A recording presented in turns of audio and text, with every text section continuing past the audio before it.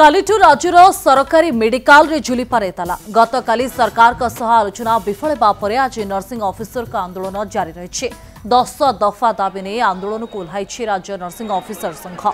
तेरे आज जरूरीकालीन सेवा छाड़ी आसंता कालीठू समस्त इमरजेंसी काम बंद करी मेडिकल रे ताला पकाइबे बोली कहिसेंती। सुंदरगढ़ रे आंदोलनरत नर्सिंग कर्मचारी सहित अधिक आलोचना करिसेंती आम प्रतिनिधि देवाशीष कवि।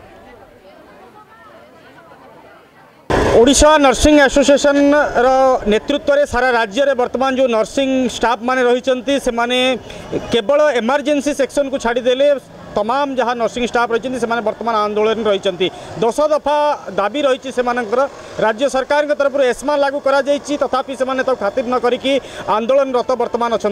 आज हूँ शेष दिन आज केवल जो मैंने इमरजेंसी ड्यूटी नहांती से माने कार्य बंद करिसेंती कालीठू पूरा संपूर्ण राज्यर सब मेडिकल रे ताला झुलिब जहाँ से चरम बाणी देइछंती। इमरजेंसी कथा कहतु आईसीयू कथा कहतु कि ऑपरेशन थिएटर कथा कहतु तमाम जो नर्सिंग स्टाफ मानकर कार्य रही है ताकू काली सबू बंद करदे ठप करदे जहाँ से आज वर्तमान जहाँ चरम बाणी शुड़े देइछंती। निहाती भाव आलोचना करवा जो नर्सिंग कर्मचारी मैंने जो सुंदरगढ़ रही सहित मैडम कौन कहे खासकर दाबी कौन ये चरम निष्पत्ति कहीं आप नवाक बाध्य कहीं आपण जो रोगी मैंने निहाती भाव में असुविधार सम्मुखीन हे सरकार को आम 10टा दाबी अच्छी जोटा जेन्युइन डिमांड अच्छी से आम जन आसचु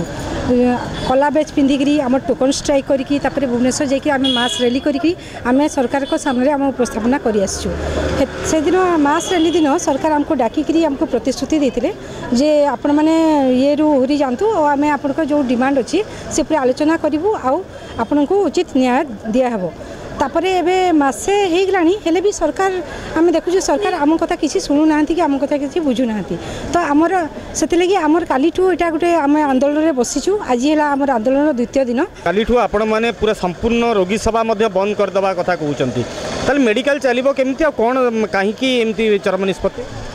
सर देखु आम मेडिकल को बंद करने को चाहूनु किंतु आमको सरकार आम कथा को न शुणिकी आमको टोटाली भूक्षेप करते जदि आमको मेरुदंड भावुंट ताले आम कथा को कहीं शुणुना आम तो कहूनु जे कौन आमर एक्चुअली जो डिमांड अच्छी जेन्युइन डिमांड सब अच्छी से गोटे कमिटी करूँ तापर कमिटी रे से विचार करूँ आम तो से चाहूलु से एबे जे से कथा को से कले ना तापर आम बाध्य होगी आज आम जानूँ पेसेंट मान असुविधा किंतु जदि सरकार पेसेंट मान असुविधा दायी से ही हे आम चाहूनु पेसेंट मान असुविधा हो कही।